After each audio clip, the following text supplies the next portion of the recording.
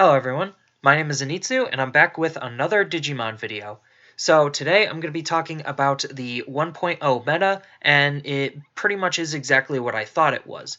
The majority of it is going to be about Omnimon, mostly blue Omnimon, then red Omnimon, and then we're going to have a little bit of purple and green. I don't know exactly, according to this data, if this is just green as in mono green, or if this is green as in just Rookie Rush with Puppetmon.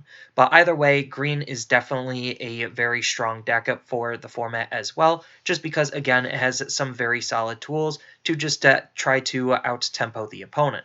But regardless what this color is or what the decks are for this, it is pretty much exactly the meta that I predicted. And yeah, so let's go into why Omnimon is just so good during this meta. Because, that's the big card, and that's what's on everyone's minds, and that's all that anyone is ever seeing. So I never really had a formal discussion video on this card and just why he is overperforming. But yeah, so here we go.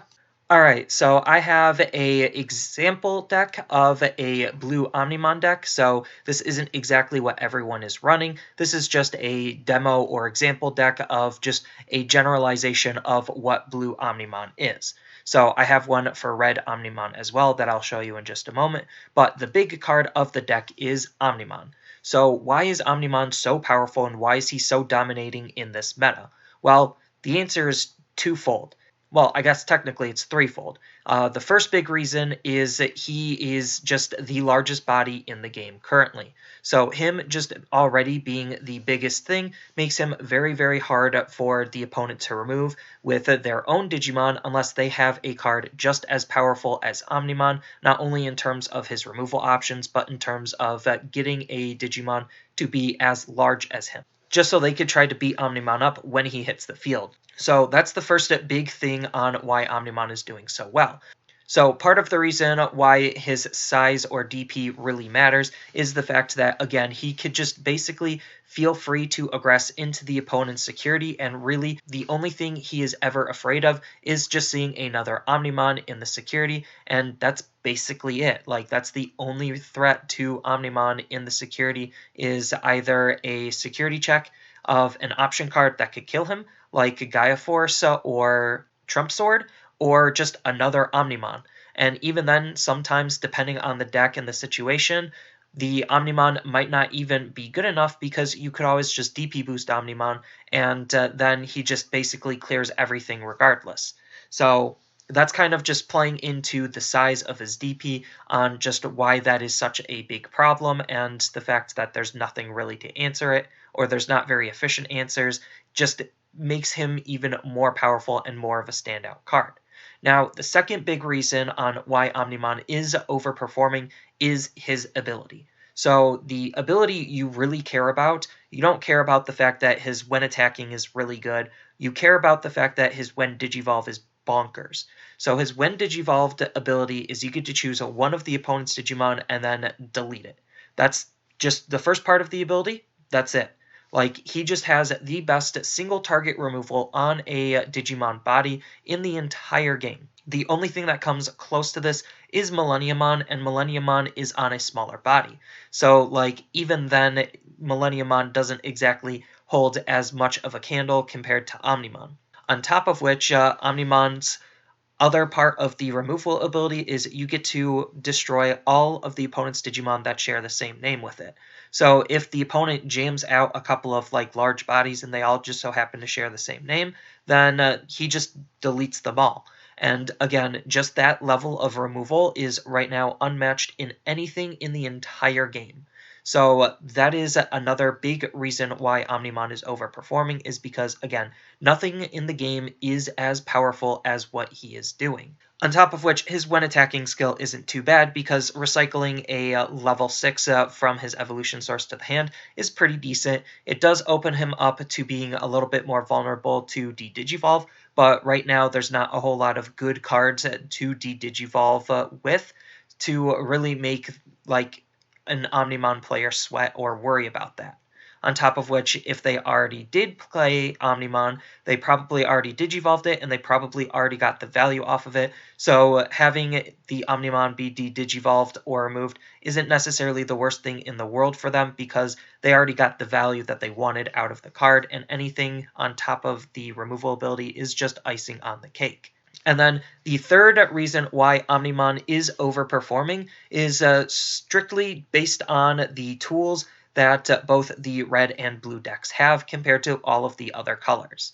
So the big thing that the red and blue decks can do that none of the other colors can really do as efficiently is that they just have a value vanilla on all stages, so that way getting up into your level 7s is very easy and very efficient. So what I mean by this is that you have Elecmon, which you could play for 2 or evolve for 0.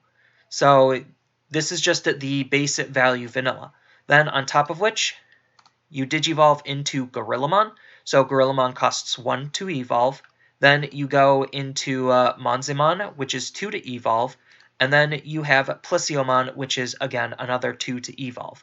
So to get all the way up to your Mega, it costs a total of 5 memory to just sit on a Mega and then just have the threat of Omnimon always looming against the opponent. Now, the red Omnimon deck follows a very, very similar pattern and trend to the blue Omnimon deck. So again, you have your value vanilla to just start everything off with, and then on top of which you have your Evo for 1 in the level 4 slot, you have your Evo for 2 in your level 5 slot, and you have your Evo for 2 in the level 6 slot. So again, like blue and red just have very efficient tools to get up into their megas faster than any of the other colors outside of, say, green. But the big part on what's holding green back is the fact that they don't really have any good finishers, let alone any cards in the entire game that can deal with an Omnimon. So the reason why Omnimon is overperforming is just because he is just a very easy card to just slam on the field and then put so much pressure on the opponent to try to deal with that, again, it becomes very, very hard for them to deal with it. And then, as far as the big difference between the red Omnimon deck and the blue Omnimon deck, basically you're just trading off a little bit of efficiency, because blue has a lot of ways of making you draw cards and gaining some additional memory, where red you get a lot of additional power and additional pressure from. So red hits a little bit harder than blue, but blue is more consistent than red. So that's kind of just the big trade-off, but the fact that they're basically doing the same things is just really telling. And then the reason why you're seeing so many Omnimon decks in a lot of these early events is because if you actually look at this list, there's not a whole lot of expensive cards in the list. Like, almost everything is common and uncommon, or rare, with the exception of maybe your alternates level 6. But even then, this card could just be the starter deck card. It doesn't necessarily matter, they just want to have an alternate Mega in case they can't go and try to clear out the game with Omnimon. So if they can't win with Omnimon, then this is the alternate Mega that they use to try to win the game, and that Mega literally could be anything. Outside of that, they just literally need 1 to 2 copies of the starter deck, and then their full playset of Omnimon, and just a handful of rares and below. And that's basically it. Like, the Omnimon deck is a very, I don't want to say it's a cheap deck, like the core of it is very cheap, with the only expensive card being Omnimon. And blue follows a very similar pattern, where for the most part it is just mostly commons and uncommons, and then you could easily trade out a couple of cards to try to make it even more budget friendly, because you just spent a whole bunch of money on the key card. And another big reason why a lot of players are also picking up their Omnimons is because they know Omnimon is a very, I don't want to say future-proof, but he is a very proven card in the future to still be a very powerful and very top deck. Like, Omnimon does get worse as more cards and more options come out, because right now Omnimon is just overperforming, just because there's not a whole lot of cards that can do what he does, let alone a whole bunch of cards that can deal with how the Omnimon decks want to be played. So, As more cards get added to the card pool, it definitely is looking like Omnimon is becoming less and less of the number one pick and more of just a pick. But right now, in these early events and with a limited card pool, he is obviously going to be one of the top decks just because he is very easy to build and he's very easy to win with. So, like, you look at a whole bunch of the other decks, and they have to put a lot more effort into winning games than Omnimon because the Omnimon player literally just digivolves up into Omnimon, uses Omnimon's when digivolved ability to remove the opponent's stuff, and then just have Omnimon present so much pressure onto the opponent that it's going to be very, very hard for them to deal with.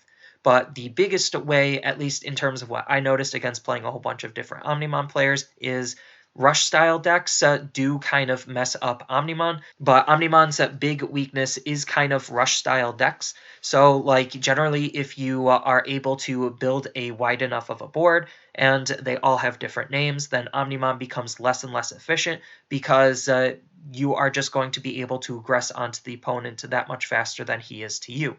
But as an Omnimon player, it is up to you to try to learn and adapt to those types of strategies, and that's why they run certain tech cards like Volcanic Dramon. They're able to just easily tit-for-tat tempo you if they know what they're doing, so they could literally just sit on a Grizzlymon and then just keep digivolving into their champions and ultimates and try to outpressure you that way. So it's still very, very hard for even just the rush decks to still compete, but like they still can, and that is Omnimon's big current weakness because it does take a lot of memory to play Omnimon and digivolve up into Omnimon, and basically as a rush style deck, you're trying to abuse the fact that it is so hard for them to play Omnimon that like he just becomes less and less of a viable option.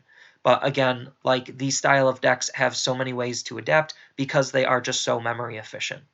So that's kind of why we've been seeing so many Omnimons top and Omnimon has been overperforming. No, Omnimon is not a tier 0 deck. He is just one of the better decks to play because Omnimon does lose to Omnimon, and then the other top remaining decks still are able to take out Omnimon decks. It's just going to be a little bit harder for them, and then the other decks that are being played also can still take out Omnimon decks. Again, it's just going to be a lot harder for them versus the other Omnimons, just because of, again, of everything that just Omnimon can do and everything that Omnimon has. So, no, Omnimon, again, is not a tier 1 deck. No, Omnimon should not be banned because in the future, he just becomes less and less viable, even though he's still going to be a very good deck. Again, he just becomes less and less viable as more cards come in and are able to help deal with him or be on par with him.